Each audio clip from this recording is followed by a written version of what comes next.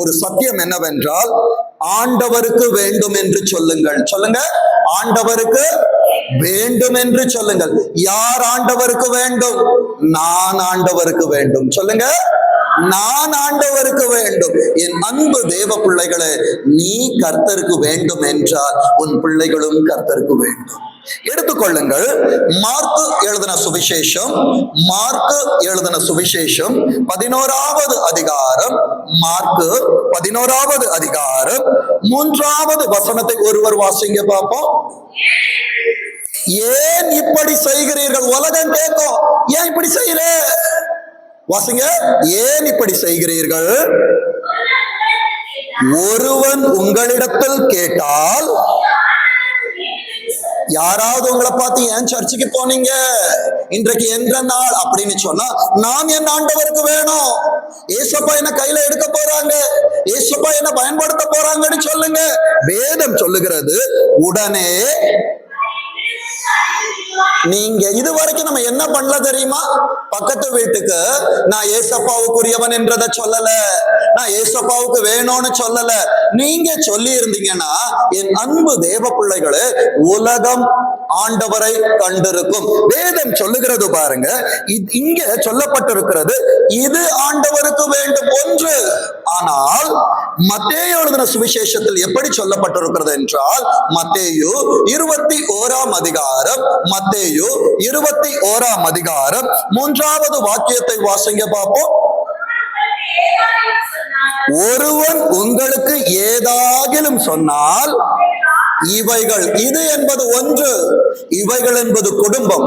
என் அன்பு தேவ பிள்ளையே, நீ ஆண்டவருக்காய் நின்றால்தான் உன் குடும்பம் ஆண்டவருக்காய் எழுந்து பிரகாசிக்கும். வேதம் சொல்லுகிறது, இவைகள் ஆண்டவருக்கு வேண்டும் என்று சொல்லுங்கள். உடனே யாரும் கொஸ்டின் கேட்க மாட்டாங்க. நம்ம என்ன சொல்றோம் தெரியுமா? என் கணவர் திட்டுவா, என் மனைவி திட்டுவாங்க, என் பிள்ளைகள் திட்டுவாங்க. இல்ல, நீங்க நான் ஆண்டவருக்கு வேண்டும் என்று சொல்லி தைரியமாய் ஆண்டவரை பிரசங்கித்தது உண்டானால், பிரசங்கம் என்பது பலிபீடத்தில் செய்வது அல்ல. நான் சமைக்கும் போது பிரசங்கம் பண்ணலாம், நான் மற்றவர்களோடு பேசும் பொழுது பிரசங்கம் பண்ணலாம், என் வேலையிலே பிரசங்கம். பிரசங்கம் என்பது நான் ஆண்டவரை குறித்து மற்றவர்களிடத்தில் சொல்லுவது. வேதம் சொல்லுகிற வார்த்தையை பாருங்க, அதே அதிகாரத்தின் 4வது வாக்கியத்தை வாசிங்க. ஏன் ஆண்டவருக்கு வேண்டும் என்றால், என் ராஜா எப்படி இருக்கிறார்? அவர் சாந்தம் உள்ளவரும். முதல்ல பாருங்க, என் அன்பு தேவ பிள்ளையே, நீ ஆண்டவருக்காய் நின்றால் முதலாவது கர்த்தர் உன் பிள்ளையை கையில் எடுப்பார். ஆபிரகாம் ஆண்டவருக்காய் 100 வயது நின்றான். என் அன்பு தேவ பிள்ளையே, 100 வயதில் பிறந்த ஈசாக்கை கர்த்தர் கரத்தில் எடுத்தார். அப்ப நான் ஏன் இவ்வளவு நாள் ஆண்டவருக்காய் பரிசுத்தமாய் இருக்கணும்? நான் வாழ்ந்து எனக்கு என்ன கிடைத்தது என்று சொல்லி தெய்வத்திடத்தில் கேள்விகள் உனக்கு இருக்கும் என்றால், உன் பரிசுத்தத்தின் மூலமாய் உன் வருங்கால சந்ததி பரிசுத்தமாக்கப்பட்டு கொண்டிருக்கிறது. வேதம் தெளிவாய் காண்பித்துக் கொடுக்கிறது. கழுதையின் மேலும் கழுதை குட்டியாகிய மரியின் மேலும் ஏறிக்கொண்டு, அதாவது முதலாவது நீ, உனக்கு பிறகாக உன் பிள்ளைகள் என்று சொல்லி உன்னை கையில் எடுக்கிறவர் முதலாவது எங்கே வருகிறார் என்றால், உன்னிடத்தில் வருகிறார். சொல்லுங்க, என்னிடத்தில் வருகிறார். என்னை பயன்படுத்த, என் பிள்ளைகளை பயன்படுத்த, என் குடும்பத்தில் ஏற, என் படகில் ஏறிக்கொள்ள அவர் என் கூட வராரு. சொல்லுங்க, என் கூட வராரு. பேதுருவின் படகை நிரப்பினவர் தானே இன்றைக்கு உன் வீட்டுக்கு வரேன்னு சொல்றாங்க. ஏசப்பா உங்க வீட்டுக்கு வந்தாங்கன்னா உங்க வீடு ஆண்டவர் முழுமையாய் மாற்ற முடியுமா, முடியாதா? கேள்வி இதுதான். ஏசப்பா வந்தா இன்றைக்கு என்னிடத்தில் இல்லாத அநேக காரியங்களை கர்த்தர் எனக்கு தருகிறார். வேதம் சொல்லுகிறது, உன்னிடத்தில் வருகிறார் என்று. சீயோன் குமாரத்திக்கு, சீயோன் குமாரத்தி என்பது திருச்சபை, திருச்சபையின் பிள்ளைகளே, இன்றைக்கு உங்களுக்கு ஒரு நல்வார்த்தை வருகிறது. ஆண்டவர் உங்களிடத்தில் வருகிறார். எதற்கு வருகிறார்? உங்களை கையில் எடுக்க வருகிறார். உங்கள் தலைமுறைகளை கையில் எடுக்க வருகிறார். உங்கள் எதிர்காலங்களை உங்களை குறித்து பேச வைப்பதற்காக வருகிறார். 5வது வசனத்தை வாசிங்க பார்ப்போம். மத்தேயு 21:5. தீர்க்க தரிசியினால் உரைக்கப்பட்டது. நன்றாய் கவனிங்க. இன்றைக்கு என்னை கேட்கிற என் அன்பு பெற்றோரே, இன்றைக்கு உரைக்கப்படுகிற வார்த்தைகள் தான் தீர்க்க தரிசனங்கள். இது உன் பிள்ளைகளுக்கு, உன் பிள்ளைகளின் பிள்ளைகளுக்கு நிறைவேறும் பொழுது அவர்கள் சொல்லுவார்கள், எங்க தாத்தா இப்படி இருந்தாங்க, எங்க பாட்டி இப்படி இருந்தாங்க, எங்க அப்பா இப்படி இருந்தாங்க, எங்க அம்மா ஆண்டவருக்காய் நின்றாங்க, இன்றைக்கு கர்த்தர் எங்களை நிற்க வைத்திருக்கிறார் என்று. இன்னும் நிறைய பேருக்கு புரியல, எப்படி பாஸ்டர் இது நடக்கும்? என் அன்பு தேவ பிள்ளையே, ஆண்டவர் கழுதையின் மேலும் கழுதை மரியின் மேலும் வருகிறார் என்கிற காரியத்தை ஆண்டவர் வேதத்தில் இருக்கிற கடைசி தீர்க்கதரிசி சகரியா, ஆனா மல்கியாவை பார்ப்போம். ஆனால் வேதத்திலே கடைசி தீர்க்க தரிசனம் எங்கே முற்று பெறுகிறது என்றால் சகரியா புத்தகத்துல. அந்த சகரியாவின் மூலமாய் கர்த்தர் நிகழப்போவதை அறிவித்திருந்தார். வாசிங்க, சகரியா 9ஆம் அதிகாரம், சகரியா 9ஆம் அதிகாரம் 9வது வசனத்தை வாசிங்க பார்ப்போம். திருச்சபைக்கான வார்த்தை எப்ப சொன்னது? ஆண்டவர் வருவதற்கு 600 ஆண்டுகளுக்கு முன்பாய். என் அன்பு தேவ பிள்ளையே, 600 ஆண்டுகளுக்கு முன்பாக, அநேக ஆண்டுகளுக்கு முன்பாய் தீர்க்கமாய் சொல்லப்பட்டது என் ஆண்டவரால் நிறைவேறும் என்றால், என் ஆண்டவரால் இன்றைக்கு உனக்கு உரைக்கப்படுவது, காலங்கள் எத்தனை ஆண்டுகள் உருண்டோடினாலும் உன்னை குறித்து, உன் சந்ததியை குறித்து, உன் மேன்மையை குறித்து, உன் எதிர்காலங்களை கர்த்தர் பேச வைப்பார். வேதம் சொல்லுகிறது பாருங்க, சீயோன் குமாரத்தியே சந்தோஷமாயிரு. என்னாச்சு உனக்கு? நான் எவ்வளவு சந்தோஷமா உன்னை பார்க்க வந்திருக்கிறேன். நீ ஏன் துக்கமா இருக்கிறா? உன் முகம் ஏன் வாடி இருக்குது? நீ ஏன் டல்லா இருக்கிற? சந்தோஷமா உட்காரு. ஏசப்பா சொல்றாங்க, சந்தோஷமாயிரு சீயோன் குமாரத்தியே, மிகவும் களிகூரு எருசலேம் குமாரத்தி. எல்லாரும் எப்படி கூப்பிடுறாங்க பாருங்க ஏசப்பா, என் பொண்ணு, என் செல்லமே, என் கண்ணு. ஏசப்பா அழகா கூப்பிடுறாங்க. எருசலேம் குமாரத்தியே கம்பீரி. கம்பீரி என்றால் சந்தோஷப்பட்டு கத்து. அழுது அழுது அழுது சோர்ந்து போய் இருக்கிறாய் அல்லவா, நான் வந்துட்டேன். ஏன்? உன்னை துன்பப்படுத்தினவர்களுக்கு உன்னை விலக்கி காப்பாற்றும்படியா, நீ எதிர்பார்த்திருக்கிற முடிவை உனக்கு கொடுக்கும்படியா, எதிர்காலத்தை உன் கையில நான் சேர்க்கும்படியாய் வந்திருக்கிறேன். நீ ஏன் அழற? நீ ஏன் கஷ்டமா உட்கார்ந்திருக்கிற? ஏன்ட்ட சொல்லு, நான் பார்த்துக்கிற. வேதம் சொல்லுகிறது பாருங்க, அவர் நீதி உள்ளவரும் கம்பீரி. இதோ ராஜா எங்க வராரு? இதோ உன் ராஜா உன்னிடத்தில். சொல்லுங்க, என்கிட்ட வர்றாங்க. சொல்லுங்க, எப்படி வராரோ? ராஜாவாய் வருகிறார். சொல்லுங்க, தகப்பனாய் வரவில்லை, அவர் ராஜாவாய் வருகிறார். ராஜாவாய் வருகிறார் என்றால் எனக்காய் கிரீடத்தை கொண்டு வருகிறார். சொல்லுங்க, எனக்கு என்ன கொண்டு வராரு? அப்பாவா வந்தா பிள்ளையா அப்பான்னு கூப்பிடும் போது அவர் வருவார். இப்ப அவர் ராஜாவா வராரு. எனக்கான கிரீடங்கள் அவர் கையில் இருக்கிறது. என்னை ராஜாத்தியாய் மாற்றுவார், என்னை ராஜகுமாரன் ஆக்குவார். வேதம் சொல்லுகிறது, வாசிங்க பார்ப்போம். இதோ உன் ராஜா உன்னிடத்தில் வருகிறார், அவர் நீதி உள்ளவரும் ரட்சிக்கிறவரும். ஆண்டவர் எப்படி இருக்கிறாரா? நீதி உள்ளவர், ரட்சிக்கிறவர், தாழ்மை உள்ளவர். ஆண்டவரே, இன்றைக்கு நான் தாழ்மையோடு வந்திருக்கிறேன். ஆண்டவரே, தாழ்மை உள்ளவனுக்கு கிருபை தர வேண்டுமே. இதுதானே வேதத்தின் நீதி. ஆண்டவரே, நான் தாழ்மைப்பட்டிருக்கிறேன். வேதம் சொல்லுகிறது, கழுதையின் மேலும் கழுதை குட்டியாகிய மரியின் மேலும். என் அன்பு தேவ பிள்ளைய, எத்தனை வருடங்களுக்கு முன்பாய் சொன்னதை புறக்கணிக்கப்பட்ட ஒரு கழுதை எருசலேம் வீதிகளிலே கட்டப்பட்டிருந்தது. அதை தேடி என் ஆண்டவர் வருவார் என்றால், இன்றைக்கு உனக்காய், உன் தலைமுறைக்காய் கொடுக்கப்படுகிற வார்த்தைக்காய் என் ஆண்டவர் நிதம் நிதம் நிதம் வருவார். என் அன்பு தேவ பிள்ளையே, இப்ப ஏசாயா 12ஆம் அதிகாரத்துல, ஏசாயா 12ஆம் அதிகாரத்துல 6வது வாக்கியம் இப்படியாய் சொல்லுகிறது, சீயோனில் வாசமாயிருக்கிறவர்களே, திருச்சபைக்குள்ளாய் உட்கார்ந்து வார்த்தைகளை கேட்கிறவர்களே, உங்களுக்கான தீர்க்கமான வார்த்தை சொல்லுகிறது, சீயோனில் வாசமா இருக்கிறவர்களே. எப்படி கூப்பிடணுமா? சத்தமா. ஆண்டவரே, என் இருதயம் ஃபுல்லா துக்கத்தால நிறைஞ்சிருக்கு.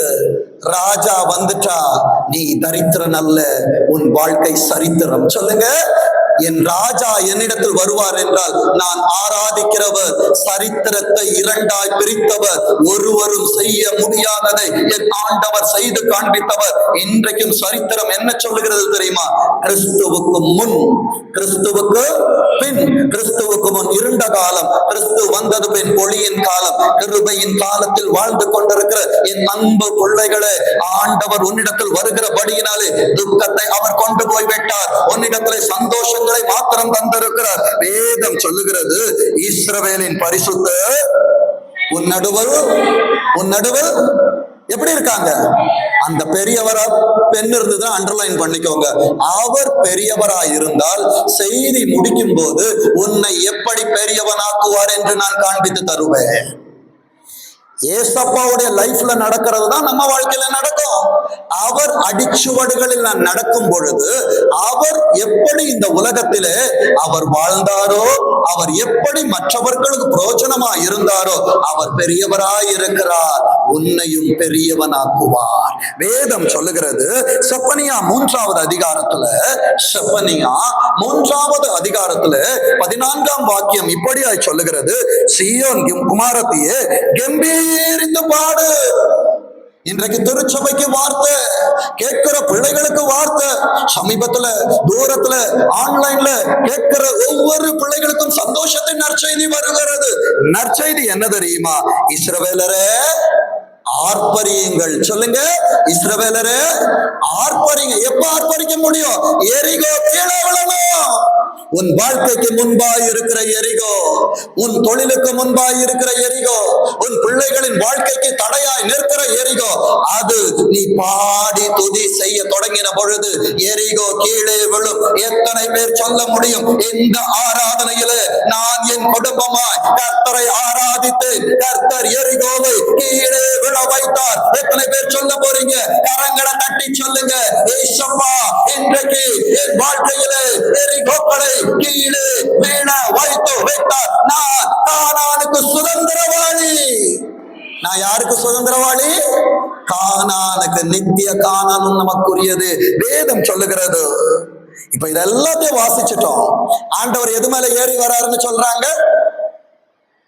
சொல்லுங்க பாப்பா, எது மேல ஏறி வந்தாரு?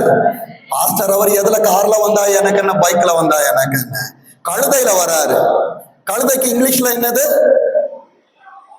சொல்லுங்க, சத்தமா சொல்லுவோமே. டாங்கி. பரவாயில்லையா, எல்லாருக்கும் ஸ்கூல்ல கரெக்டா சொல்லி கொடுத்திருக்கிறாங்க. இப்ப டாங்கியோட ஸ்பெல்லிங் சொல்லுங்க பாப்போம். சொல்லுங்க பாப்போம். குட்டி ரியா சொல்லுவா. ரியா, டாங்கியோட ஸ்பெல்லிங் சொல்லுமா. சூப்பர். DONKEU. இப்ப ரெண்டா பிரிப்போம். DON அதை தனியா பிரிச்சிருவோம், கீய தனியா பிரிச்சிருவோம். என் அன்பு தேவ பிள்ளைய, கர்த்தர் ராஜாவாய் உன் வாழ்க்கையில் வருவார் என்றால் நீதான் டான். நான் யாரு? நான் யாரு? சொல்லுங்க. 2 பேரும் உட்கார்ந்து நகத்தை கடிக்க கூடாது. நம்ம யாரு? சொல்லுங்க. ஏசப்பா என்கிட்ட வந்தா ஃபர்ஸ்ட் அவர் என்ன டான் ஆக்கிடுவார். அப்புறம் தான் என் கையில கீனா என்னது? சாவி. என் அன்பு தேவ பிள்ளைய, நேற்று இரவு எனக்கு ஏசப்பா சொன்னதை உங்களுக்கு சொல்லிட்டு போறேன். நீ டானா இருக்க போறியா? இல்லனா இல்ல ஆண்டவரே எனக்கு கிருபையா இரும் என்று சொல்லி, தரித்திரமே எனக்கு போதும். தரித்திரம் வேணுமா சரித்திரம் வேணுமா? இப்ப கேள்வி உங்களுக்கு தான். தரித்திரம் வேணுமா சரித்திரம் வேணுமா? சரித்திரம் வேண்டும் என்றால் என் அன்பு தேவ பிள்ளைகளே, இதுவரைக்கும் மரணத்தை ஜெயித்த யாரும் இல்லை. ஒருவர் ஜெயித்தார், அவரைத்தான் உனக்கு சொல்லுகிறார். அவர் ஜெயித்தார் என்றால் எல்லாவற்றிலும் உன்னையும் அவர் ஜெயிக்க வைப்பார். இப்ப டான் யாருன்னு சொல்லி தரட்டுமா? ஏசப்பா கிட்ட ஜெபிக்கிற பிள்ளைகள் டான் தான். ஆனா அங்க ஜெபிச்சா போதாது. உங்களுக்கு அப்பா அம்மான்னு 2 பேரை கொடுத்திருக்காங்க பாத்தீங்களா? அவங்கள டானா வச்சாதான் ஏசப்பா கீய உங்க கையில தருவாரு. இப்ப சொல்லுங்க, நான் டானா இந்த உலகத்தில் வாழ வேண்டும் என்றால் உன் தகப்பனையும் தாயையும் என்ன பண்ணணும்? பிரதான கட்டளை என்னது? கனம் பண்ணுவாயாக. என்னை கனம் பண்ணுகிறவனை. இப்ப இதெல்லாம் சொல்லணும். அப்ப ஒரு திருச்சபையில பாஸ்டர்மா யாரு? நமக்கு ஆவிக்குரிய அப்பா அம்மா. நான் அவர்களுக்கு கீழ்ப்படிந்தால் தான் எனக்கான ஆசீர்வாதம் ஆசீர்வாதம் என்கிற சாவி என் கையில வரும். வேதத்திலிருந்து ஆண்டவர் சொன்னதை நான் காண்பித்து தருகிறேன், எடுத்துக்கொள்ளுங்கள். ஏசாயா 51வது அதிகாரம், ஏசாயா 51வது அதிகாரம் 2வது வசனத்தை வாசிங்க பாப்போம். உன் தகப்பன் யாரு? அவர் எப்போ வாழ்ந்துட்டு போயிட்டார். ஆனா அவன் விசுவாசத்தில் வல்லவனாய் இருக்கிறபடியால் எத்தனை ஜெனரேஷன் போயிருக்கும். ஆனா இன்னைக்கும் எனக்கு அப்பாவா ஆண்டவர் யாரை காண்பித்து தருகிறார் என்றால் ஆபிரகாமை காண்பித்து தருகிறார். உன் தலைமுறையில் கர்த்தர் உன்னை காண்பித்து கொடுக்க வேண்டும் என்றால் நீ மரண பரியந்தம் கர்த்தருக்கு உண்மை உள்ளவனாயிரு. ஜீவகிரீடம் உனக்காய் வைக்கப்பட்டிருக்கிறது. வேதம் சொல்லுகிறது, உன் தகப்பனாகிய ஆபிரகாமையும் உங்களை பெற்ற சாராளையும் பார்க்கணும். வேதத்துல இவர்கள் எப்படி வாழ்ந்தார்கள், ஏன் இவர்களுக்கு ஆசீர்வாதம் இருந்தது, ஏன் இவர்கள் பிள்ளைகள் ஆசீர்வாதமா இருந்தாங்க, ஆராயணும். ஆராய்ஞ்சாதான் என் வாழ்க்கையை நான் அப்படி வாழுவேன், நான் வாழ்ந்தாதான் என் பிள்ளை நான் எப்படி வாழ்றான்னு பார்ப்பான். வேதம் சொல்லுகிறது, உங்கள் தகப்பனாகிய ஆபிரகாமையும் உங்களை பெற்ற சாராளையும் நோக்கி பாருங்கள். அவன் ஒருவனாய் இருக்கையில், ஒருவன் என்று சொல்லுகிற நேரத்தில் அவனுக்குள் இருந்து எடுக்கப்பட்ட விலாயலும் அடக்கம். கர்த்தர் உன் கணவனை குறித்து பேசினால், மனைவியே உனக்கும் அங்கே இடம் உண்டு. கர்த்தர் நோவாவை குறித்து எழுதினார். நோவாவை குறித்து எழுதினவர் யார் நோவாவின் மனைவி என்று காட்டவில்லை என்றால் பேழையை கட்டினது நோவாவாய் இருக்கலாம். ஆனால் உள்ளே இருந்த மிருகங்கள், உள்ளே இருந்த உயிர்களை பராமரித்தது அவன் மனைவித்தானே. வேதம் சொல்லுகிறது, அவன் ஒருவனாய் இருக்கையில். ஏசப்பா உங்களை கூப்பிடுறாங்கன்னா தனியாதான் வருவ, உன் கூட யாரும் இருக்க மாட்டாங்க. ஆந்திரத்தின் பாதையில இருப்ப. எப்படி இந்த வாழ்க்கையை வாழ போற? ஒரு கேள்வி உங்ககிட்ட கேட்கிறேன். உங்க பிள்ளைய பிறந்து கையில வாங்கும் போது ஒரு கேள்வி இருந்துச்சு, இந்த பிள்ளைய நான் எப்படி வளர்ப்பேன்னு. இன்னைக்கு பிள்ளைக்கு 14 வயசு 15 வயசு ஆயிரும். எப்படி வளர்த்தீங்க ஏதாவது தெரியுமா? இப்படிதான் இன்னும் என் மரண பரியந்தம் கர்த்தர் நடத்துவார். அவர் எப்படி நடத்துவார்னு தெரியாது, ஆனா நடத்துவார்.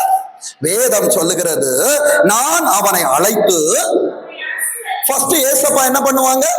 கூப்பிடுவாங்க, வா. அவர் வான்னு சொல்லும் போது என்னை சுற்றி அநேக காரியங்கள் இல்லாமல் போகும். நேசித்தவர்கள் கடந்து போவார்கள். அநேக காரியங்கள் என்னிலிருந்து கடந்து போகும். கடந்து போகிற நேரத்திலே எனக்காக ஒரு யாப்போக்கு ஆற்றங்கரை வரும். அந்த ஆற்றங்கரையிலே கர்த்தர் என்னை சோதிக்க வருவார். என்னிடத்திலே கேட்ப, நீ யார் என்று. ஒரு மனுஷன் எப்போ உடைகிறானோ அப்பதான் உண்மையெல்லாம் பேசுவான். ஏன் ஆண்டவர் உடைக்கிறார் தெரியுமா? உன்னில் இருக்கிற உண்மைகள் அவருக்கு வேண்டும் என்பதனாலே. கொஞ்சத்தில் உண்மை உள்ளவர்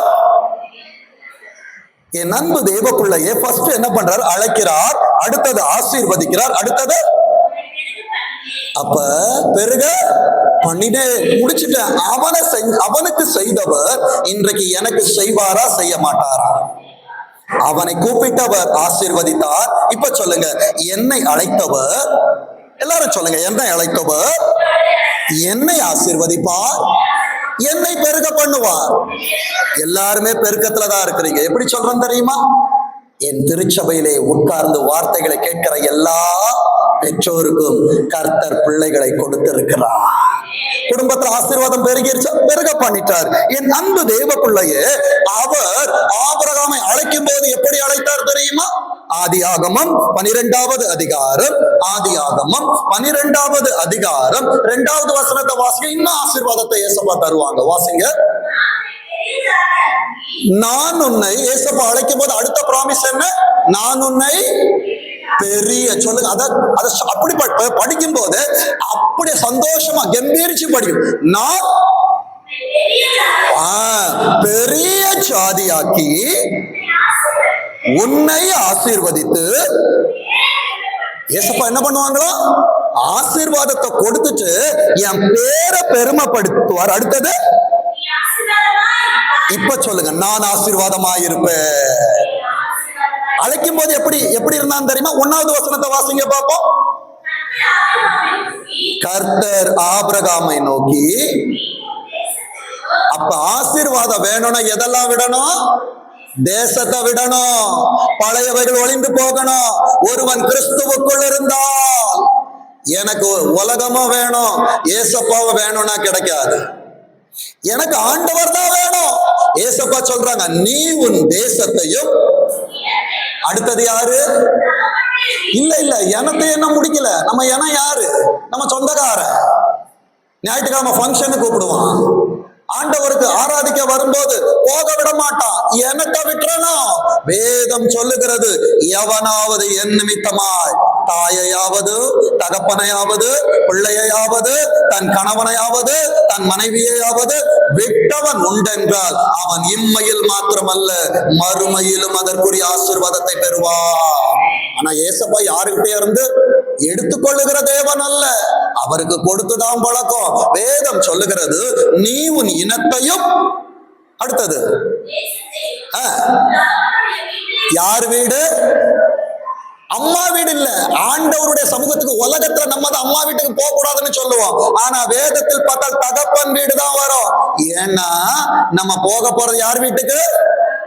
அப்பா வீட்டுக்கு. அதனால வேதத்துல பொய் சொல்ல மாட்டார்.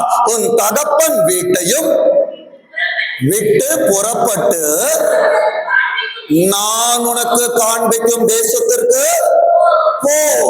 போக சொன்னார் அநேக ஆண்டுகளுக்கு முன்பாய். நம்பி வந்தீங்க. உங்களுக்கான கானான் என்பது இந்த உலகத்துல கர்த்தரால் கொடுக்கப்பட்ட திருச்சபை. என் அன்பு தேவ பிள்ளையே, அந்த அதிகாரத்துக்கு மேல போனீங்கன்னா தேராகு மரித்து போகிறான். நம்பி வந்த அப்பாவை நம்பி வந்தான். வீடெல்லாம் இருக்குது, ஆனா அப்பா இல்ல. இனி என்ன பண்ணணும்னு தெரியல. அநேகர் வாழ்க்கையிலே நம்பப்பட்ட காரியங்கள் இன்றைக்கு இல்லாமல் இருக்கிறது. யாரை நம்புவேன்? யார் எனக்கு உதவி செய்வார் என்று கேட்கிற என் அன்பு உள்ளமே, எங்கே உனக்கு ஒரு உறவு இல்லையோ அந்த உறவாய் ஆண்டவர் உனக்கு வருகிறார். எத்தனை பேருக்கு நான் சொல்றது புரியுது? என்ன கேட்டா நான் சொல்லுவேன், எங்க அப்பா இருந்திருந்தா நல்லா இருக்கும் ஏசப்பா, அவர் மரிச்சிட்டாரு. அவர் இருந்திருந்தார் என்றால் ஆண்டவரே இன்றைக்கு மகிமையான ஊழியம். அவர் சொல்லுவார், அந்த மகிமையை காட்டிலும் இன்றைக்கு பரம தகப்பன் வந்திருக்கிறார் என்றால் இதை காட்டிலும் மகிமையை கர்த்தர் தருவார். எத்தனை பேர் விசுவாசிக்கிறீங்க? இன்றைக்கு உன் கையில் என்ன இல்லாமல் இருக்கிறதோ அந்த உறவா என் ஆண்டவரை உனக்கு நான் அறிமுகப்படுத்துகிறேன். வேதம் சொல்லுகிறது பாருங்க. இப்ப எப்படி அவர் டான் ஆனார்னு சொல்லட்டுமா? வாசிங்க. எத்தனை பேருக்கு நான் டான் ஆகணும்னு ஆசை? சந்தோஷ்க்கு வேண்டாமா? ஆண்டவரே நான் டானா இருக்கணும். ஆண்டவரே கைய தூக்குங்க. டான் என்ன தெரியுமா? அதிகாரத்திற்கு மேற்பட்டவன். நான் சொல்றதான் அவன் கேட்கணும். என் அன்பு தேவ பிள்ளையே, ஆதியாகமம் 13:2 வாசிங்க பாப்போம். ஆதியாகமம் 13ஆம் அதிகாரம் 2ஆம் வசனம். இப்ப நல்லா கவனிங்க. ஆபிரகாமுடைய பேர் மாற்றப்படல, ஆபிராமாய் தான் இருக்கிறான். கர்த்தரை நம்பி வந்துட்டீன்னா நீ ஞானஸ்நானம் எடுத்தாலும் சரி எடுக்கலாம்லாம் சரி. ஞானஸ்நானம் என்பது உன் பெயர் மாற்றப்படுவது. கர்த்தர் கூப்பிடும் பொழுதே அவன் வந்துட்டான். 13ஆம் அதிகாரம் 2ஆம் வசனம் எனக்கு காண்பித்து தந்தது இதுதான். ஆபிராம் மிருக ஜீவன்களும், இப்ப வாசிங்க, வெள்ளி விலை ஏறுது, பொண்ணு விலை ஏறுது. ஆனா ஆண்டவர் அப்படியாதான் இருப்பாரு. எவ்வளவு ஏறினாலும் என் கையில அமைக்கு கொலைக்கு மடிகள் சரிந்து விடும்படியா கரங்களை கட்டி சொல்லுங்க, அவரை நம்பி வந்தா அவர் என்ன அனாதைய நடு தெருவுல விட மாட்டாரு. உன் பயணம் முடிகிற வர உன் கூட வருவாரு. ஆனா ஞானஸ்நானம் எடுக்கலன்னா கல்லறையோட பந்தம் முடிஞ்சிடும், பரலோகத்துக்கு போக முடியாது. பெயர் மாற்றப்பட்டாலும் மாற்றப்படாவிட்டாலும் உலகத்தின் ஐஸ்வர்யங்கள் கிடைக்கும், மகிமையின் ஐஸ்வர்யம் கிடைக்காது. இப்ப அவன் பெயர் மாற்றப்பட்டப்ப அவன் எப்படி இருந்தான்? உன் பெயர் மாற்றப்பட்டதுன்னா உன் சாட்சியை நீ சொல்ல மாட்ட, உன் சாட்சியை உலகம் பேசும். நான் சொல்றது புரியுதா? பெயர் மாற்றப்படாமல் கர்த்தரை நம்புவாய் என்றால் உன்னை குறித்து நீ பேசுவாய். ஆனால் உன் பெயர் மாற்றப்பட்டு பிதா குமாரன் பரிசுத்த ஆவியால் ஞானஸ்நானம் எடுக்கப்பட்டு வருவாய் என்றால் உன் சாட்சியை எதிர்காலம் பேசும். வாசிங்க. அது ஆதியாகமம் 24வது அதிகாரத்துல, ஆதியாகமம் 24ஆம் அதிகாரம் 35வது வசனத்தை வாசிங்க. வரும்போது ஒருத்தர் இல்லைங்க. ஆண்டவரே நானும் ரெபெக்காலும் இருக்கிறோம், லோத்தியாம் கூட இருக்கிறான். வேலைக்காரங்க கொஞ்சம் பேர் இருக்கிற, வேற யாரும் என்கிட்ட இல்ல. ஆனால் இப்போ ஒருவன் சாட்சி கொடுக்கிறான். இப்ப ஆபிராம் எப்படி இருக்கிறான்? எஜமானா இருக்கிறான். சொல்லுங்க. ஏசப்பாவை நம்பி வந்தனா, ஏசப்பாவுக்காக எல்லாத்தையும் விட்டுட்டு வந்தனா, உன்னை வேலைக்காரனாய் வைக்க மாட்டார், வேலைக்காரியாய் வைக்க மாட்டார். இப்ப சொல்லுங்க, என்னை எஜமானாய் வைப்பார், என்னை எஜமாட்டியாய் வைப்பார். ஒரு காரியத்தை கேட்கிற, தன் மாமியாரை நம்பி வந்ததான ரூத்தை இன்னைக்கு சாயங்காலம் வரைக்கும் அவ கதிர் பொறுக்க போறா. நாளைக்கு விடிஞ்சு பார்க்கும்போது அந்த வயலுக்கு அவள் எஜமானியாய் மாறி இருப்பாள் என்றால், இப்ப சொல்ற, இன்றைக்கு இருக்கிற நிலைமைகள் உனக்கு இருக்காது. உனக்கான விடியல்கள் ஒரு நாள் வருகிற நேரத்தில் உனக்கான போவாஸ் வருவார். அந்த போவாஸ் தன் போர்வையை உன்னில் விரிப்பார். அப்பொழுது சொல்லுவாய், வேண்டியவைகள் எனக்கு உண்டு. எத்தனை பேர் சொல்றீங்க, நான் வேண்டினதெல்லாம் ஏசப்பா என்கிட்ட கொடுத்துட்டாங்க? எத்தனை பேர் நம்புறீங்க நான் சொல்ற வார்த்தைய? எல்லாரும் உள்ள வேண்டுதலோட தானே வந்திருக்கிறீங்க. நீ வேண்டியதை கர்த்தர் செய்வார். இப்ப வாசிங்க, கர்த்தர் என் எஜமானை. அப்படி படிக்க கூடாது, மிகவும். எப்படி? மிகவும். அவர் வரும்போது ஒன்னும் இல்லை. இன்றைக்கு சாட்சி, என் அன்பு தேவ பிள்ளைகளை, அவன் பெயரெல்லாம் மாற்றப்படுகிறது. மாற்றின பிற்பாடு வேலைக்காரன் தன் எஜமானை குறித்து யாரிடத்தில் சொல்லுகிறான் தெரியுமா? ஈசாக்கிற்காக பெண் பார்க்க போகிற இடத்துல, என் அன்பு தேவ பிள்ளையே, கர்த்தரை நம்பி நீ வருவாய் என்றால் உன் பிள்ளைகளுக்கான எதிர்காலத்தை கர்த்தர் கேரண்டி. இன்னைக்கு எத்தனை பேர் விசுவாசிக்கிறீங்க? கையை தூக்கி சொல்லுங்க, என் மகனுக்கு கர்த்தர் நல்ல மகளை தருவார், என் மகளுக்கு கர்த்தர் நல்ல மகனை தருவார். நீங்க சூஸ் பண்ண கூடாது. பஸ் ஸ்டாப்ல கூட படிக்கிற இடத்துல நம்ம சூஸ் பண்ண கூடாது. கர்த்தர் எனக்கான விலா எலும்பை எடுத்து வைத்திருக்கிறார். வேதம் சொல்லுகிறது பாருங்க, கர்த்தர் என் எஜமானை மிகவும் ஆசீர்வதித்திருக்கிறார். எப்படி இருக்கிறாரு? ஏசப்பாவை நம்பி வந்தா நான் சீமா, நீங்க சொன்னா சீமாட்டி. சொல்லுங்க, எத்தனை சீமாட்டிங்க வந்திருக்கிறீங்க? கைய தூக்கி சொல்லுங்க, ஏசப்பாவை நம்பி வந்த நான் சீமாட்டி தான், ஏசப்பாவை நம்பி வந்த நான் சீமான் தான். அந்த சீமான் இல்ல நான் சொல்றது கர்த்தரை நம்பி வருகிறவர். அவரு உலகத்துல பேசிக்கிட்டே இருப்பார். அந்த சீமான், இந்த சீமான் கர்த்தருக்காய் நிறுத்தவே முடியாது, பேசிக்கிட்டே தான் இருக்கணும். என் அன்பு தேவ பிள்ளைய, வேதம் சொல்லுகிற வார்த்தையை பாருங்க. இப்ப டான பார்த்துட்டோம், கீய பார்க்கணும்ல.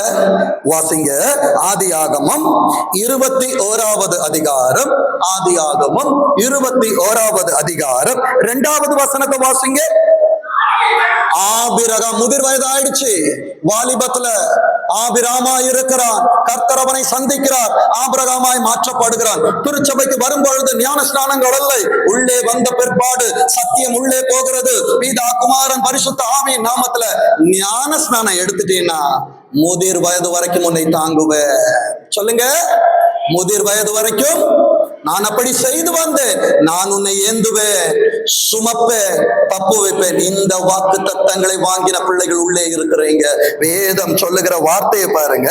ஆபிரகாம், அப்ப இப்ப சொல்லுங்க, என் முதிர் வயது வரைக்கும் எனக்கு யார் பொறுப்பு?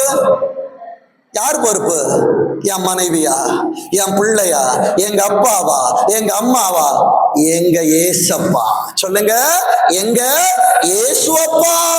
வேதம் சொல்லுகிறது, ஆபிரகாம் முதிர் வயதா இருக்கையில், இன்னைக்கு உன்கிட்ட எந்த ஆசீர்வாதம் இல்லைன்னு வந்திருக்கிற, உன் வயசாயிருச்சுன்னு சொல்லுவேன். ஆனா நீ அனுபவிக்கிற வரைக்கும் கர்த்தர் உனக்கு ஜீவிதத்தை இந்த உலகத்தில் கூட்டி தருவார். வேதம் சொல்லுகிறது, சாரா கர்ப்பவதியாகி எப்ப எப்ப தேவன் குறித்திருந்த காலத்துல, அப்ப ஆண்டவர் எனக்காய் ஒரு காலத்தை குறித்திருக்கிறார். அதுக்கு முன்னால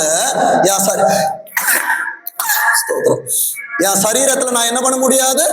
ஒரு அளவை கூட்டவும் முடியாது, குறைக்கவும் முடியாது. ஆனா கொஞ்சம் வெள்ளை முடி வந்துருச்சுன்னா ஐயோ எனக்கு வயசு ஆயிடுச்சு தெரிஞ்சிருச்சு. இன்னைக்கு அநேக பாட்டி அநேக தாத்தா டை அடிச்சுதான் சுத்திட்டு இருக்கிறாங்க. அவர்களை பற்றி நமக்கு கவலை இல்லை.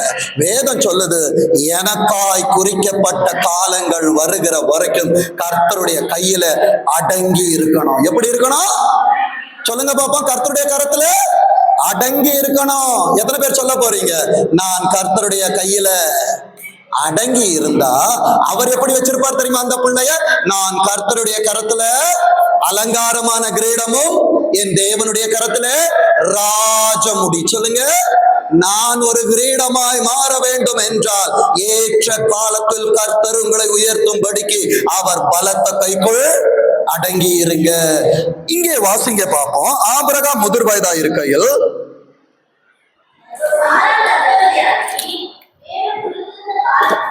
தேவன் குறித்திருந்த காலத்துல அவனுக்கு ஒரு குமாரனை பெற்றான். 3, அப்பொழுது ஆபிரகாம் தனக்கு சாராள் பெற்ற குமாரனுக்கு, அப்ப நீ கற்ற வீட்டுக்கு யார் பேர் வைப்பாங்க? நீங்க தான் பேர் வைக்க போறீங்க. சொல்லுங்க, நான் தான் என் வீட்டிற்கு பேர் வைப்பேன். சொல்லுங்க, எத்தனை பேருக்கு ஆசை சொந்த வீடு வேணும்? கையை தூக்குங்க. வச்சிருந்தாலும் கையை தூக்குங்க, கவலைப்படாதீங்க, ஆண்டவர் பார்த்து கொள்ளுவா. ஆண்டவர் எனக்கு தர வீட்டுல நான் பேர் வைப்பேன். ஆண்டவரை எனக்கு கொடுக்கிற எல்லாத்துக்கும் நான் பேர். ஒரு நாய்க்குட்டிய வீட்டுக்கு தூக்கிட்டு வந்தா பேர் வைக்கிறதுக்கு எவ்வளவு சண்டை போடுறீங்க? நான் வைப்பேன் பேர். ஒரு ஆட்டுக்குட்டியை தூக்கிட்டு வந்தா சத்யா சிஸ்டர் கேட்டா சொல்லுவாங்க, அவர் வைக்கிறேன்னு சொன்னார் பாஸ்டர், என் பிள்ளை வைக்கிறான்னு சொன்னாங்க பாஸ்டர். கடைசியில ஏதோ ஒரு பெயர். அதே போலதான் கர்த்தர் உனக்கு தருகிற எல்லாவற்றிற்கும் உன்னை பெயரிட வைப்பார். சொல்லுங்க, உன்னை பெயரிட வைப்பார். இன்னைக்கு உன் பேரே நிறைய பேருக்கு தெரியல. ஒரு ரகசியத்தை சொல்லி தரட்டுமா? ஏதேனை படைத்தார், உள்ளே மனிதனை வைத்தார். உனக்கான ஏதேனை படைத்து குடும்பம் என்கிற ஏதேனில் உன்னை வைத்தார் என்றால் உனக்காய் அநேக காரியங்கள் அவரால் படைக்கப்பட்டிருக்கிறது. அவரால் படைக்கப்பட்ட மிருகங்களை கர்த்தர் ஆதாமிடத்தில் கொண்டு வந்தார். பேர் வைத்தது ஆதாமா இருப்பான் என்றார். கர்த்தர் இன்றைக்கு இந்த ஆராதனையில் உனக்காய் படைக்க கொண்டிருக்கிற ஒவ்வொரு காரியத்திற்கு நீ பேர் வைக்க போற. எத்தனை பேர் விசுவாசிக்கிறீங்க? எத்தனை பேர் விசுவாசிக்கிறீங்க? நம்ம மத்தியில் இருக்கிற பூஜாவா கேட்டா சொல்லுவா, 8 வருஷம் பாஸ்டர் அழுத, ஆனா இன்றைக்கு சாராளையே கர்த்தர் என் கையில கொடுத்திருக்கிறார். என் அன்பு தேவ பிள்ளையே, நீ ஆராதிக்கிற ஆண்டவர் அப்படிப்பட்டவர். வேதம் சொல்லுகிறது பாருங்க. 5வது வசனத்தை வாசிங்க பாப்போம்.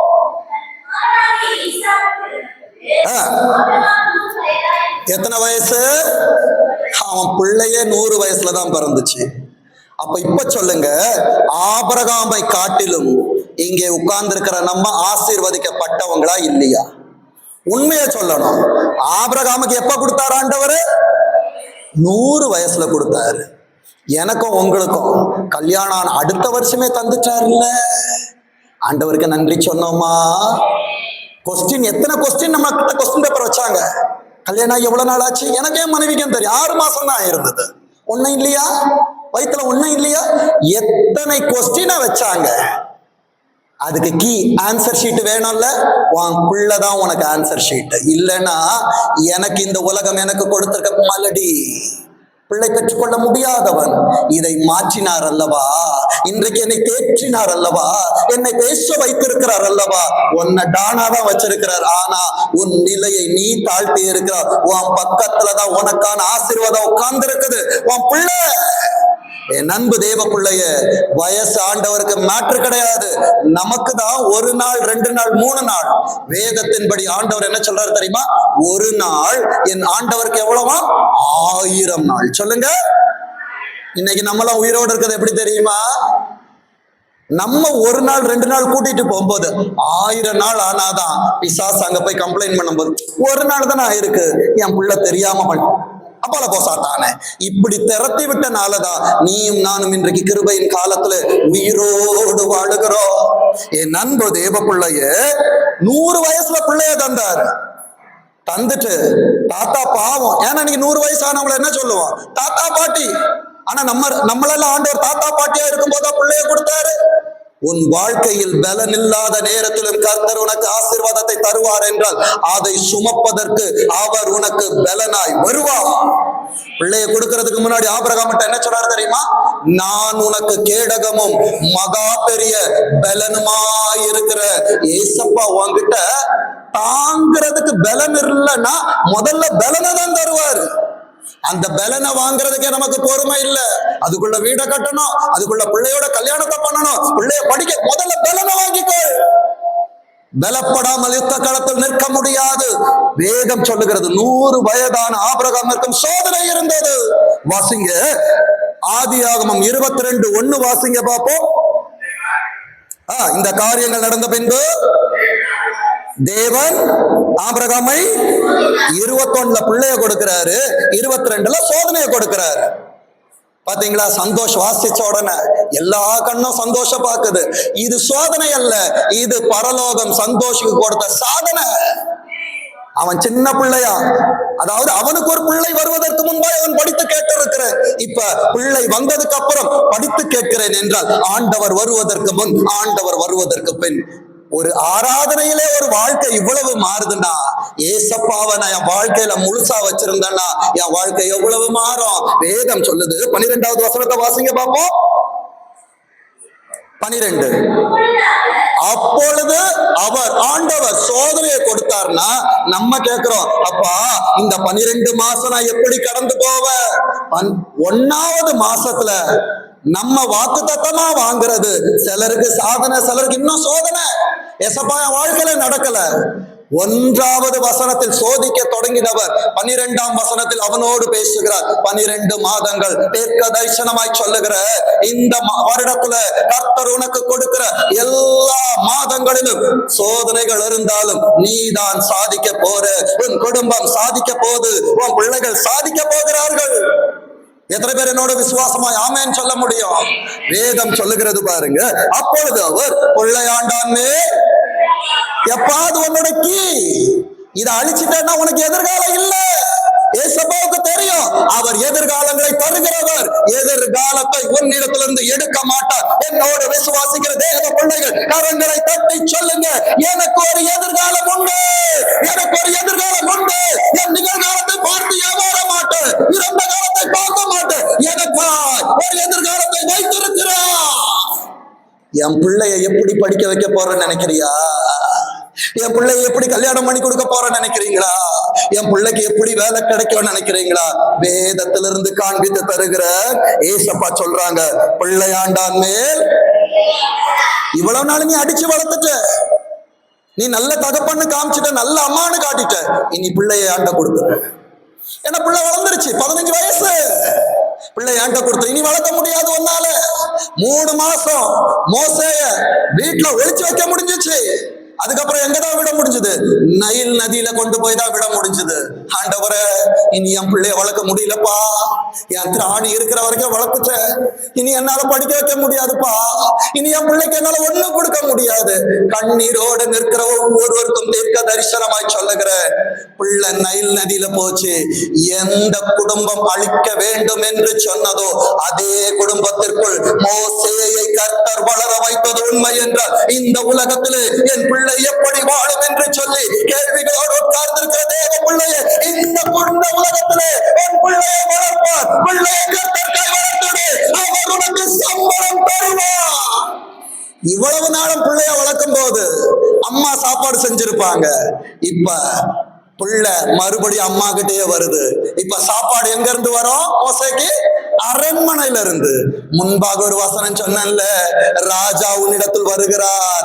அப்ப பரலோகத்துல இருந்து இனி என் பிள்ளைக்கு சாப்பாடு வரணும். எத்தனை பேர் நம்புறீங்க? என் பிள்ளைய ஏசப்பா பார்த்து பாருன்னு எத்தனை பேர் நம்புறீங்க? என் பிள்ளைக்கு நல்ல மார்க்கு தருவாரு, என் பிள்ளைய வாழ வைப்பாரு. என் எதிர்காலம் என் பொறுப்பு இல்ல, அவர் பொறுப்பு. ஏசப்பா சொல்றாரு பாருங்க, பலிபீடத்துல வச்ச உடனே சொல்லிட்டாரு, பிள்ளையாண்டா மேல இனி கைய வச்சிராத. என்னையே கைய வைக்க விட மாட்டாருன்னா உலகத்தை கை வைக்க விடுவாரா? விட மாட்டாரு. ஐயோ என் பிள்ளை வெளியே போறா, என் பிள்ளை எப்படி வீட்டுக்கு வா? பயப்படாத, கர்த்தர் பார்த்து கொள்ளுவா. வேதம் சொல்லுகிறது பாருங்க, அவனுக்கு இதுதான் ரகசியம். நீ ஒண்ணும் செய்யாத, நான் எங்க போய் கடன் வாங்கி படிக்க வைப்பேன், எங்க போய் கடன் வாங்கி கல்யாணம் பண்ண வைப்பேன், எங்க போய் நான் கடன் வாங்கி இவனுக்கு கொடுக்க போறேன். நீ ஒன்னும் செய்யாத. நீ என்ன பண்ணாத? ஒன்னும் செய்யாத. அடுத்த வார்த்தை,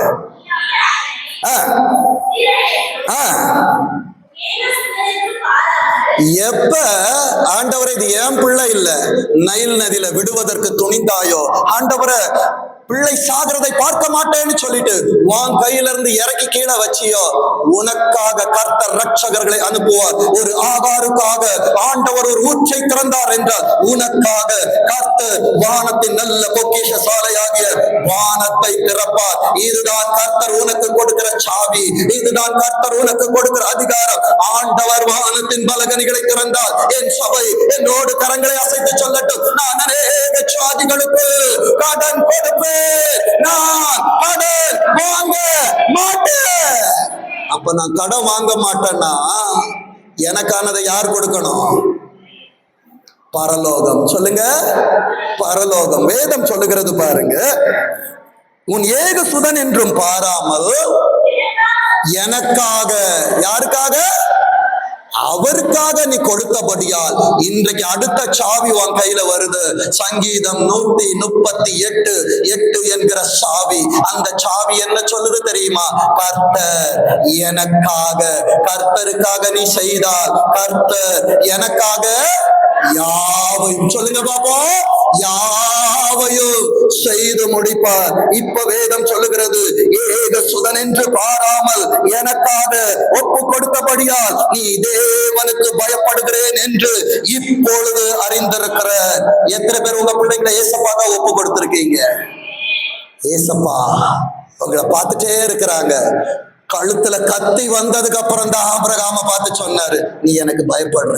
இந்த மாதிரி ஏசப்பா நம்மள சபைக்கு சூஸ் பண்ணி உள்ள வச்சிருந்தா ஒருத்தர் சர்ச்சில் இருந்திருப்போமா?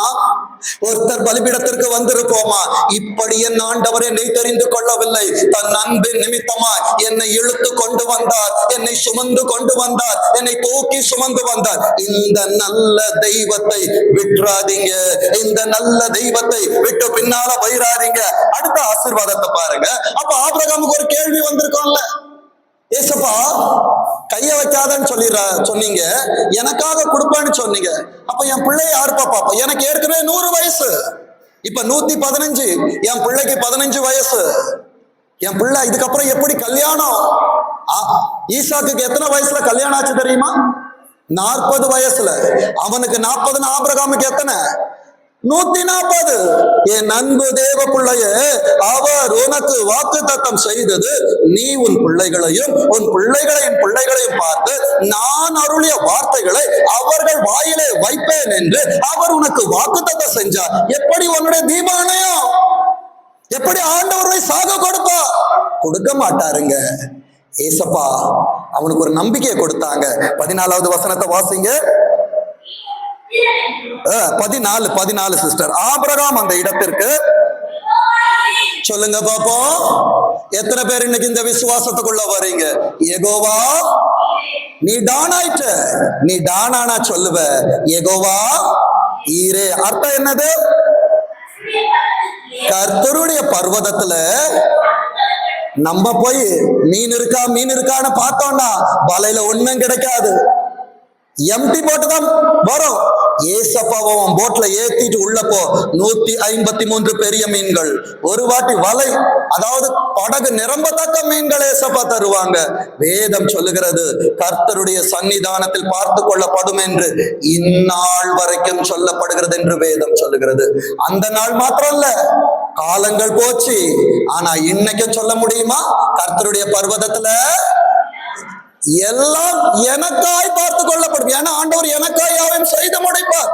என் அன்பு தேவ பிள்ளையே, இப்போ வாசிங்க மத்தேயு எழுதின சுவிசேஷத்துல, மத்தேயு 21வது அதிகாரம், மத்தேயு 21வது அதிகாரம் 8வது வசனத்தை வாசிங்க பாப்போம். திரளான ஜனங்கள், இந்த கழுத குட்டி அவுத்துட்டு வந்தாச்சு. ஆண்டவர் அதுக்கு மேல ஏறினா இவ்வளவு நாளும் கட்டப்பட்ட கழுத, ஆனா ஏசப்பாக்காக அவிழ்க்கப்பட்ட உடனே என்னாச்சு தெரியுமா? தங்கள் வஸ்திரங்களை வழியிலே விரித்தார்கள். அப்பா, நான் வரும்போது என்ன பார்த்து எல்லாரும் கதவை மூடிக்கிட்டாங்க. தீர்க்க தரிசனமாய் சொல்லுகிற உன் பிள்ளை நடந்து வரும் பொழுது இந்த உலகம் உன் பிள்ளையை குறித்து ஆச்சரியப்படும். சொல்லுங்க பாப்போம், ஆச்சரியப்படும். தாவீதின் நாட்களிலே கெபிகளில் ஓடி ஒளிந்தான், ஆனால் சாலமோனின் நாட்களிலே அவன் சந்தோஷமாய் இருந்தான். எத்தனை பேர் சொல்ல போறீங்க, என் தலைமுறை கர்த்தரால் ஆசீர்வதிக்கப்படும்? சொல்லுங்க, என் தலைமுறை, என் பிள்ளைகள் கர்த்தரால் ஆசீர்வதிக்கப்படுவார்கள். வேதம் சொல்லுகிறது பாருங்க, வழியிலே விரித்தார்கள். வேறு சில மர கிளைகளை பறித்து வழியிலே. அர்த்தம் என்ன தெரியுமா? உன் பிள்ளைய இந்த உலகம் அநேக மீட்டிங்ஸ், அநேக இடத்துல கூப்பிடும் போது ரெட் கார்பெட்டை போட்டு உன் பிள்ளை நடந்து வரத நீ பார்க்கும் போது, ஆண்டவரே, இந்த கணத்தை பார்க்க அடியேனை ஜீவனோடு வைத்தீரே ஆண்டவரே, சொல்லுகிற நாட்களை கர்த்தர் கொண்டு வருவார். 9ஆம் வசனம் சொல்லுகிறது, முன்பா வாசிங்க, முன்னடப்பாரும் பின்னடப்பாரும் ஆகிய திரளான ஜனங்கள் தாவீதின் குமாரனுக்கு ஓசன்னா. தாவீதின் ஆண்டவர் யார் அப்பாவா கொண்டு வரார் பாருங்க.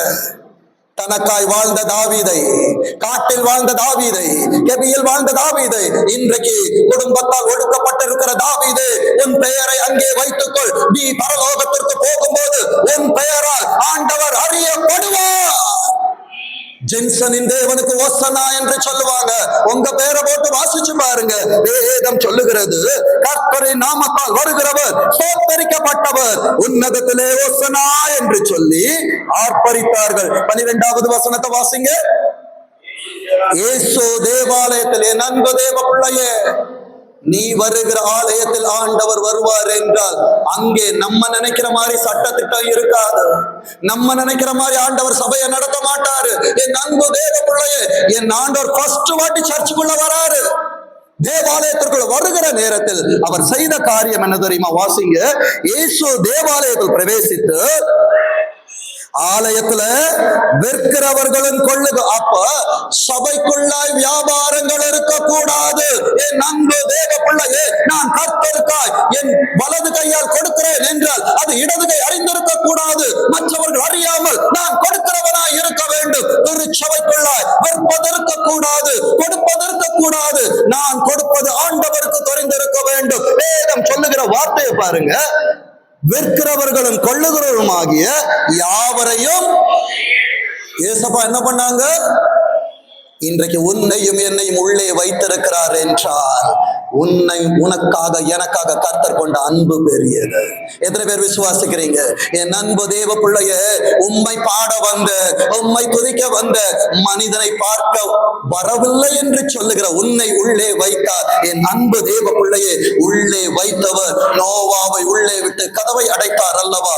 உன்னையும் திறந்து விடுகிற நேரத்திலே புதிய வானம், புதிய பூமி பரலோகத்தில் உனக்காய் காத்து கொண்டிருக்கும். வேதம் சொல்லுகிறது பாருங்க. 13வது வசனத்திலே ஒரு திருச்சபை எப்படி இருக்க வேண்டும் தெரியுமா? என்னுடைய வீடு ஜெப வீடு. சொல்லுங்க பாப்போம், என்னுடைய வீடு ஜெப வீடு. It is a prayer house. மற்றவர்களை குறித்து பேசுகிற இடம் இல்ல, என் சொந்த பேச்சை பேசுகிற இடம் அல்ல. ஆண்டவர் என் திருச்சபைக்கு வர வேண்டும் என்றால், ஆண்டவர் இந்த ஆலயத்திற்குள் வாசம் செய்ய வேண்டும் என்றால் இது ஜெப வீடாய் மாற வேண்டுமே தவிர மற்றவர்களை குறித்து பேசுகிற இடமாய் சத்திரமாகி விடக் கூடாது. சத்திரமாய் இருக்கும் என்றால் ஆண்டவரால் சித்திரம் தீர்க்க முடியாது. வேதம் சொல்லுகிறது பாருங்க. இப்ப வருவோம். ஆதியாகமம் 26:12 வாங்க. ஆபிரகாமின் மகனாகிய ஈசாக்குடைய வாழ்க்கையில ஆண்டவர் செய்தது. ஆபிரகாம் மரித்து போனா, ஆண்டவரே ஆபிரகாம் போயிட்டாரு, என் வாழ்க்கை முடிஞ்சதுன்னா என் பிள்ளை என்ன ஆவா? கேட்கிற ஒவ்வொரு உள்ளங்களுக்கும் தீர்க்க தரிசனமாய் தருகிற ஆதியாகமம் 26வது அதிகாரம் 12வது வசனத்தை வாசிங்க. நீ எந்த தெருவுல இருக்கிற அந்த தெருவுல தான் ஏசப்பா உன்னை ஆசீர்வதிப்பார். எந்த வீட்டுல இருக்கிற அந்த வீட்டுலதான் ஏசப்பா ஆசீர்வதிப்பாரு. எங்க உன்னை ஒதுக்குனாங்களோ, எங்க உன்னை வேண்டான்னு சொன்னாங்களோ, எங்க உன்னை அவதூறா பேசினாங்களோ, அங்கே கர்த்தர் உன்னை மாத்திரம் அல்ல, உன் பிள்ளையையும் கர்த்தர் அங்கே வளர்த்து உயர்த்துவான். வேதம் சொல்லுகிறது பாருங்க. கர்த்தர் அவனை, சொல்லுங்க, நான் இல்லைனால எங்க அப்பா என் பிள்ளை ஆசீர்வதிப்பார். சொல்லுங்க, நான் இல்லை என்றாலும் எங்க அப்பா என் பிள்ளைகளை ஆசீர்வதிப்பார். கர்த்தர் அவனை ஆசீர்வதித்ததினா எந்த வருஷம்? ஆதியாகமம் 26. வாழ்றது நம்ம என்ன வருஷத்துல வாழ்றோம்? 26வது வருஷத்துல. 12ஆம் வசனம், வரப்போகிற 12 மாதங்கள். எத்தனை பேர் வலது கரத்தை உயர்த்தி சொல்ல முடியும்? கர்த்தர் என்னை ஆசீர்வதிப்பார், நான் செய்கிற காரியங்கள்ல. எங்க அப்பாவுக்கு 100வது வயசுலதான் ஈசாக்கு பிறந்தா.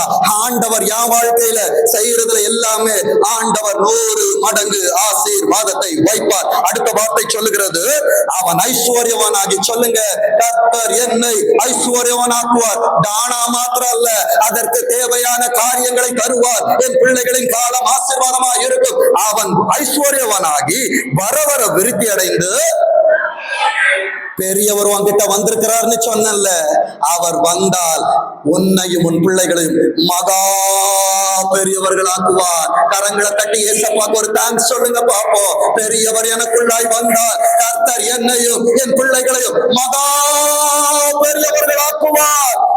இப்ப 22 வாசிங்க பாப்போம். பின்பு அவிடம் விட்டு பெயர்ந்து வேறொரு துறவு. உன் பிள்ளை எந்த இடத்துக்கு போனாலும் சரி, கர்த்தர் உன் பிள்ளை கூடவே இருப்பார். கர்த்தர் உன் தலைமுறை கூடவே இருப்பார். உன் பிள்ளை கையில எடுக்கிற எல்லா காரியத்தையும் கர்த்தர் வாய்க்க வைப்பார். வேதம் சொல்லுகிறது, அதை குறித்து அவர்கள் வாக்குவாதம் பண்ணவில்லை. ஏன் வாக்குவாதம் பண்ண தெரியுமா? உன் பிள்ளை கர்த்தரால் கொடுக்கப்பட்ட வாக்கு தத்தம், உன் எதிர்காலம் கர்த்தரால் கொடுக்கப்பட்ட வாக்கு தத்தம். இன்றைக்கு கர்த்தர் பேசுகிற ஒவ்வொன்றும் வாக்கு தத்தம். என் அன்பு தேவ பிள்ளையே, உன் ஓட்டம் முடிந்தாலும் அதை தொடர்ந்து ஓடுகிற உன் பிள்ளைகளின் காலங்களிலே அவர்கள் காதுகள் கேட்க இந்த வார்த்தைகளை கர்த்தர் நிதம் கேட்க வைப்பார். அவர்கள் காலங்கள் ஆசீர்வாதம் உள்ளதா இருக்கும். வேதம் சொல்லுகிறது, அப்பொழுது அவன் நம் தேசத்தில் பலுகும் படிக்கும். சொல்லுங்க, எப்ப? நாளைக்கு இல்ல, இப்போ. எத்தனை பேர் விசுவாசிக்கிறீங்க?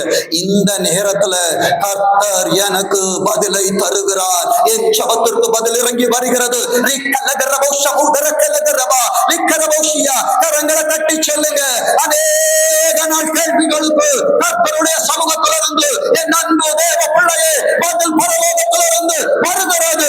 வேதம் சொல்லுகிறது, பரலோகத்திலிருந்து ஒருவனுக்கு கொடுக்கப்பட்ட ஒளிய அவன் ஒன்றையும் பெற்று கொள்ள மாட்டான். ஆனா பரலோகமே இங்க வந்திருக்குது. நான் எடுத்துக்கலாமே. ஏசப்பா எதுக்குமே நோ சொல்ல மாட்டாங்களே. கஷ்டப்பட்டல்ல, விதைச்சல்ல, கண்ணீர் வடிச்சல்ல. வேதம் சொல்லுகிறது, கர்த்தர் நமக்கு, எல்லாரும் சொல்லுங்க பாப்போம், கர்த்தர் நமக்கு காலேஜ்ல இடம் உண்டாக்கினார், உன் வேலையில் இடம் உண்டாக்குவார், உன் தொழிலில் இடம் உண்டாக்குவார். எத்தனை பேர் விசுவாசிக்கிறீங்க? அப்பா, என் பிள்ளைக்குதான் எக்ஸாம் எழுதி இருக்கிறார், என்ன குரூப் ஸ்கூல்ல கொடுப்பாங்க, கவலைப்படாத, கர்த்தர் இடம் உண்டாக்கினார். எத்தனை பேர் விசுவாசிக்கிறீங்க? எத்தனை பேர் இந்த பகல் வேளையில விசுவாசிக்கிறீங்க? நான் அல்ல, கர்த்தர் பார்த்து கொள்ளுவார். வேதம் சொல்லுகிறது என்று சொல்லி, அதற்கு தானுக்கு ஆண்டவர் கொடுத்தது யெகோவா ஈரே, கீக்கு கொடுத்தது என்னது? ரெகபோத். சொல்லுங்க, இந்த 2 ஆசீர்வாதத்தை வாழ்நாள் முழுவதும் மறந்துடாதீங்க. தான் என்ன சொல்லணும்? யெகோவா ஈரே. கீ என்ன சொல்லணும்? ரெகபோத். யெகோவா ஈரே கர்த்தருடைய சந்நிதியில் பார்த்து கொள்ளப்படும். ரகபோத், இடம் உண்டாகும். சொல்லுங்க, இடம் உண்டாகும். என் அன்பு தேவ பிள்ளை, கர்த்தர் கொடுக்கிற ஆசீர்வாதத்தின் வார்த்தையோடு நாம் ஆராதனையை முடிப்போம். அதே 26வது அதிகாரத்துல உன் பிள்ளையோட சாட்சி எப்படி இருக்கும் தெரியுமா?